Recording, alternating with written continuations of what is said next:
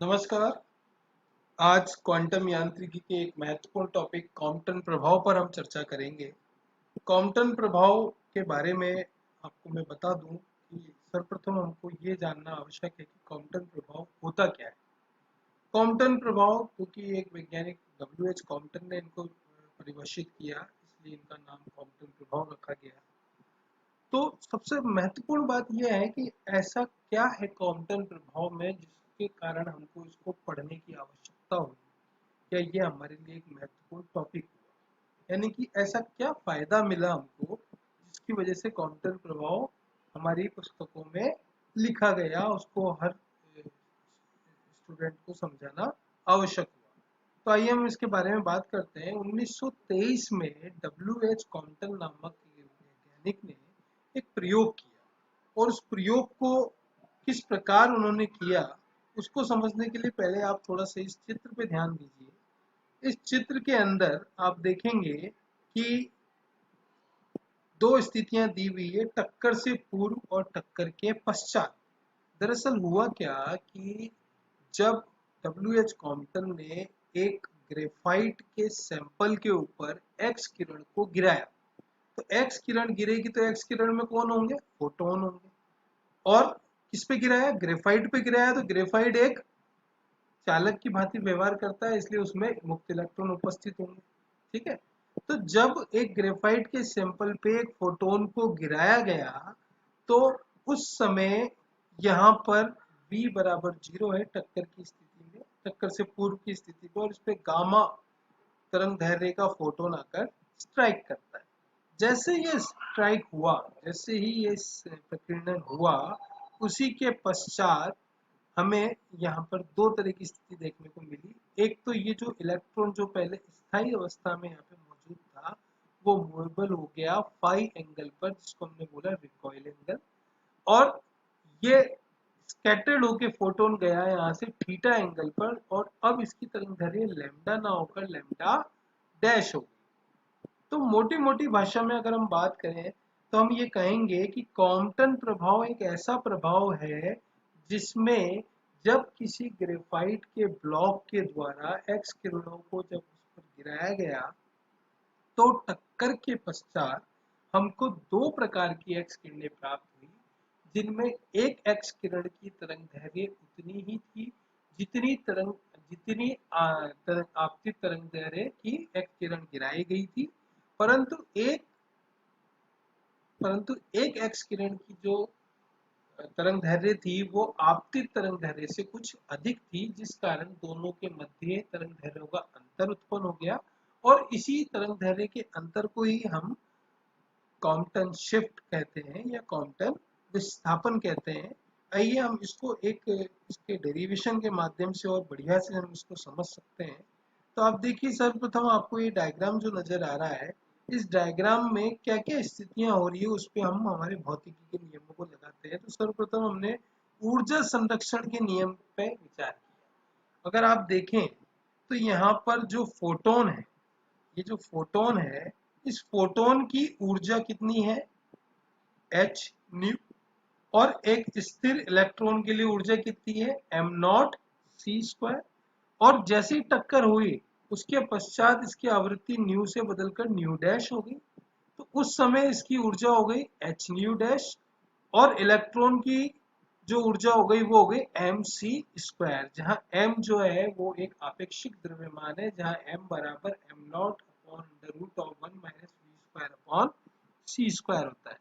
आपने देखा होगा कि एम, आपने पिछली क्लासेस में भी पढ़ा है कि m is equals to m not is equals to, ये m is equals to m not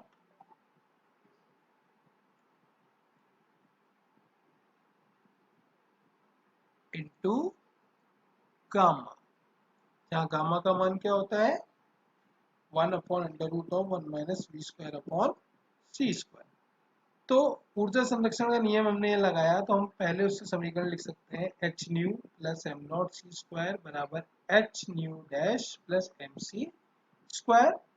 हम दोनों को इस तरह से सॉल्व कर लेंगे, h को कॉमन ले लेंगे तो mc square is equal to h nu minus nu dash. तो ऊर्जा संरक्षण के नियम को लगाने के बाद अब हम x अक्ष के अनुदिश संवेग संरक्षण का नियम लगाएंगे। ठीक इसी प्रकार y अक्ष के अनुदिश भी संवेग संरक्षण का नियम लगाएंगे। तो आप देख सकते हैं कि जब हम x अक्ष के अनुदिश संवेग संरक्षण का नियम लगाएंगे तो यहाँ थीटा कोण पर होने के कारण इसके दो घटक संभव होंगे, एक इधर और एक फाई कोण का x घटक इधर। तो इन दोनों घटकों को हम जोड़ देंगे जो कि बराबर होगा टक्कर से पूर्व के संवेग का। ठीक इसी प्रकार y घटक का फाई के रेस्पेक्ट में एक घटक इधर होगा और एक थीटा का y के रेस्पेक्ट में एक घटक इधर होगा।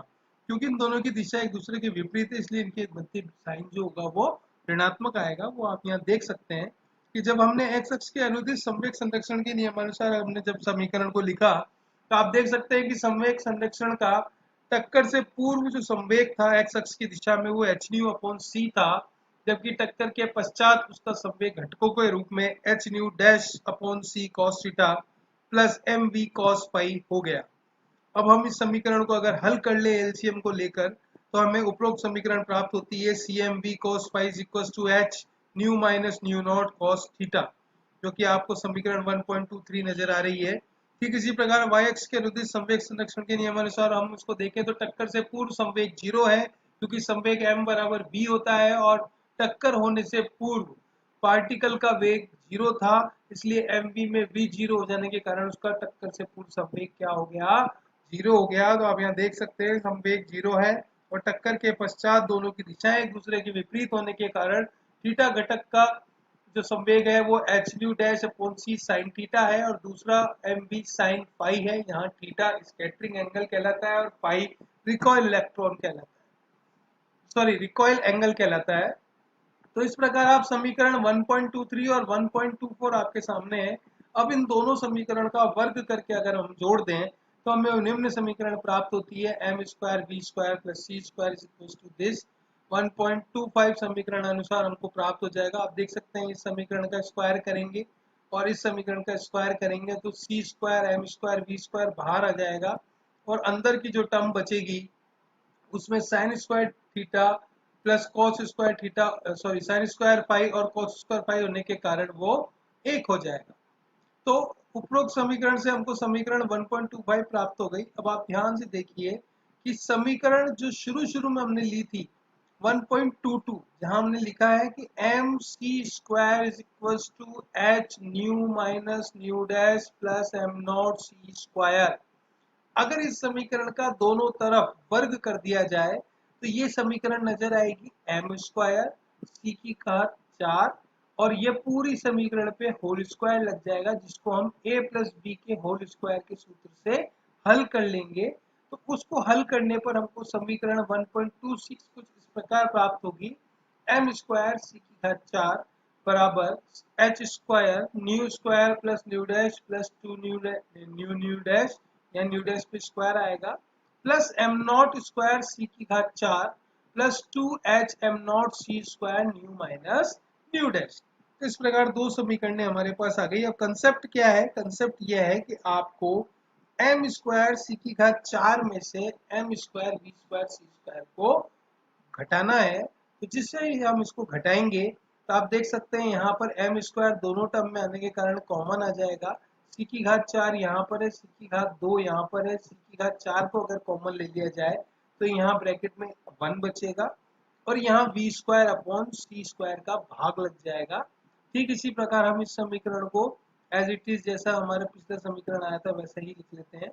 अब हम जानते हैं कि सापेक्षिकता का सिद्धांत ये कहता है, आपेक्षिक द्रव्यमान का जो सूत्र हमने पिछली कक्षाओं में प्रतिपादित किया हुआ है उसके अनुसार m बराबर m naught upon under root of 1 minus v square upon c square होता है, जहां से m का मान मैं यहाँ से इस m के मान को यहाँ प्रतिस्थापित कर दूंगा और इस समीकरण को हल करूंगा तो मुझे एम नॉट स्क्वायर सी की power 4 is equal to minus 2h square nu dash 1 minus cos theta plus m not square c की power 4 plus 2h m not c square nu minus nu dash प्राप्त हो जाएगा। यहाँ am not c square 4 और m not square c power 4 आपस में cancel हो जाएंगे। इन दोनों को एलएचएस आरएचएस को बराबर हम कर लें तो कुछ टर्म्स इसमें से कैंसिल हो जाएगी और फाइनल हमारे पास बचेगा nu minus nu dash upon nu dash is equal to h one minus cos theta upon m not c square. तो आप ध्यान से इधर देखें तो न्यू बराबर सी अपॉन लैम्डा, ध्यान से देखेंगे तो nu equal to c upon lambda, nu dash equal to c upon lambda dash. हमने यहाँ से मान रख दिया, न्यू का मान यहाँ रख दिया और न्यू डैश का मान यहाँ रख दिया और न्यू का मान यहाँ रख दिया। जब इसको हल किया तो हमको मिला लैम्डा डैश माइनस लैम्डा, यानी कि लैम्डा डैश बड़ा है और लैम्डा छोटा है। इसका मतलब इन दोनों में तरंग दैर्ध्य का कुछ अंतर आ गया। तो हमने शुरू में आपको बताया था कि कॉम्पटन प्रभाव में दो तरह की एक्सरे मिलती है, जिसमें एक एक्सरे की तरंग दैर्ध्य तो वही होती है जो आपतित तरंग दैर्ध्य की एक्सरे के बराबर होती है, और एक तरंग दैर्ध्य की एक्सरे आपतित तरंग दैर्ध्य की एक्सरे से कुछ ज्यादा होती है, जिस वजह से उन दोनों में वेवलेंथ का कुछ डिफरेंस आ जाता है, जिसको हम लैम्डा डेल्टा लैम्डा डैश या डेल्टा लैम्डा से प्रदर्शित करते हैं, और उसको हम कॉम्पटन विस्थापन या कॉम्पटन शिफ्ट कहते हैं। तो lambda dash minus lambda is equals to h upon m not c one minus cos theta. तो यहाँ आप देख सकते हैं कि जो हमारे पास सूत्र निकल के आया है ये बहुत ही महत्वपूर्ण सूत्र है, क्योंकि कई बार परीक्षाओं में हमसे एक प्रश्न ये पूछा जाता है कि भाई सिद्ध करिए कि आप इसको, यहाँ पे आप ये देख सकते हैं कई बार परीक्षाओं में हमसे पूछा जाता है कि सिद्ध करिए कॉम्पटन विस्थापन स्कैटरिंग एंगल पर निर्भर करता है। तो आप देख सकते हैं डेल्टा लैम्डा, अगर एच एम नॉट और सी तीनों ही नियतांक इनको हटा दिया जाए तो ये प्रोपोर्शनल के तुल्य होगा। तो हम कह सकते हैं कि delta lambda is proportional to theta. ऐसी स्थिति में हम क्या कह सकते हैं कि delta lambda is proportional to theta. तो डेल्टा लैम्डा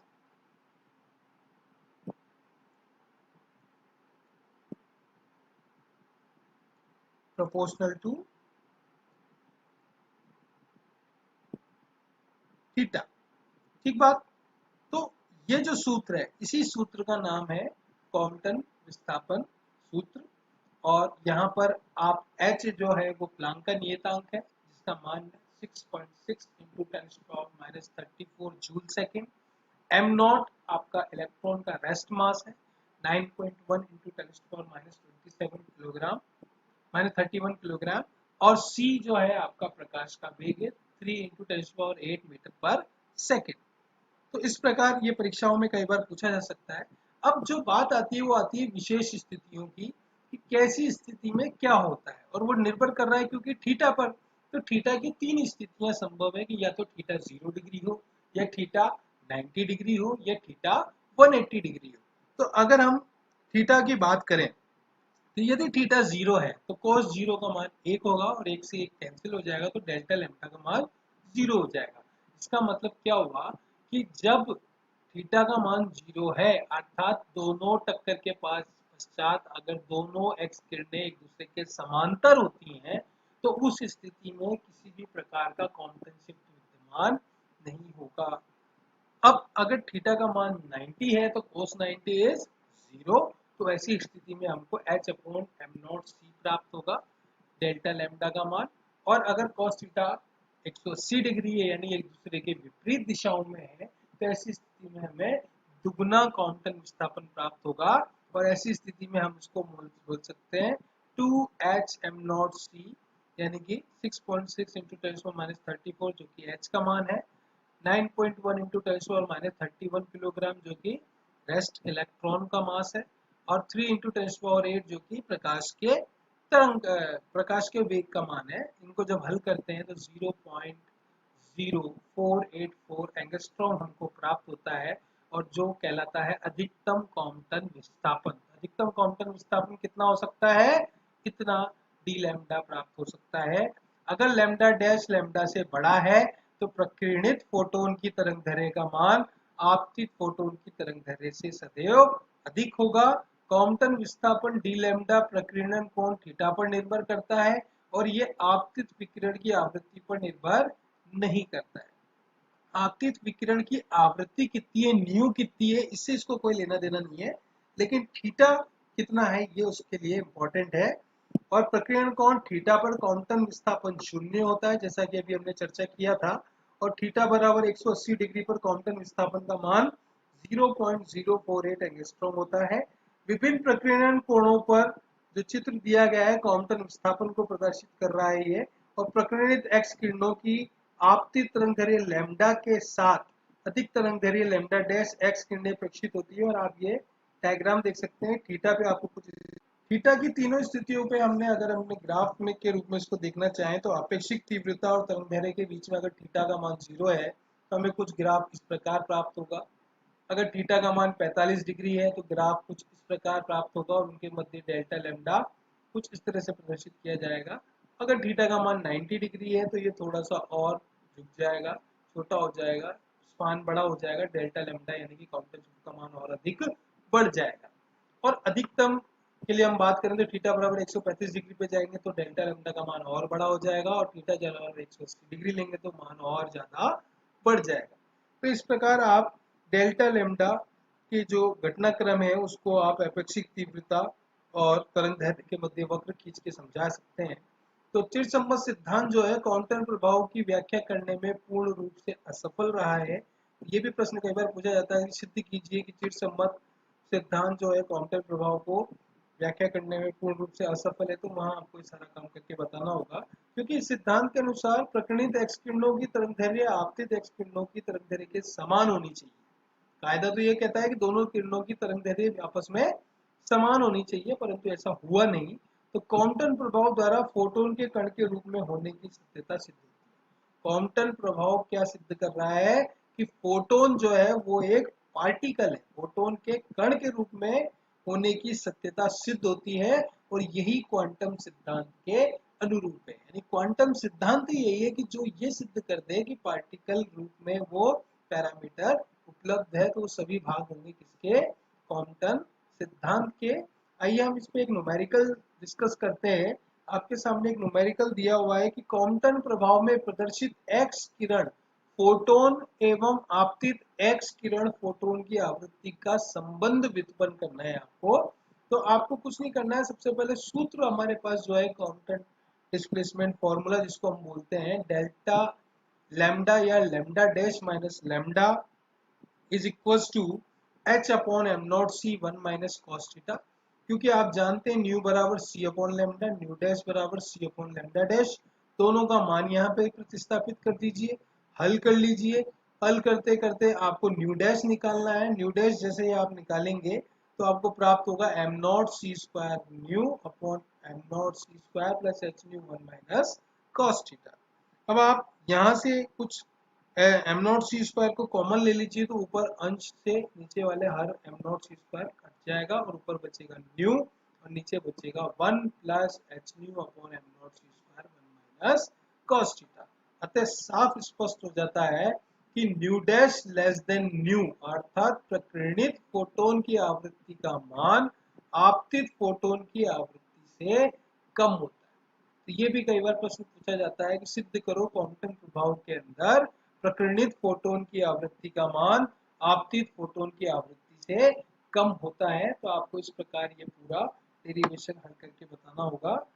और नेक्स्ट क्वेश्चन आप लिखिए, जब एक फोटोन की उस न्यूनतम ऊर्जा का परिकलन करना है जिससे वह विराम अवस्था में इलेक्ट्रॉन को अपनी आधी ऊर्जा स्थानांतरित कर सके। तो क्योंकि हम जानते हैं फोटोन की ऊर्जा होती है एच न्यू, और न्यू को आप सी अपॉन लैम्डा लिख सकते हैं। और प्रकीर्णित फोटोन की ऊर्जा हाफ एच न्यू प्रश्नानुसार आपको कहा गया है। प्रकीर्णित फोटोन की तरंग दैर्घ्य प्रश्नानुसार लैम्डा डैश बराबर 2 लैम्डा कही गई है। तो इसका मतलब लैम्डा डैश जो है वो लैम्डा मैक्सिमम हो गया 0.484। तो आपको क्या करना है, फोटोन की न्यूनतम ऊर्जा निकालनी है। तो न्यूनतम ऊर्जा के लिए आपको अधिकतम तरंग दैर्घ्य का भाग लगाना होगा। तो h c upon lambda max is equal to h c upon lambda max का मान आप यहाँ रखेंगे। तो एच यहाँ प्लांक नियतांक है, सी आपका प्रकाश का वेग है, और लैम्डा मैक्सिमम आपको पिछले पृष्ठ पे अभी समझाया गया है।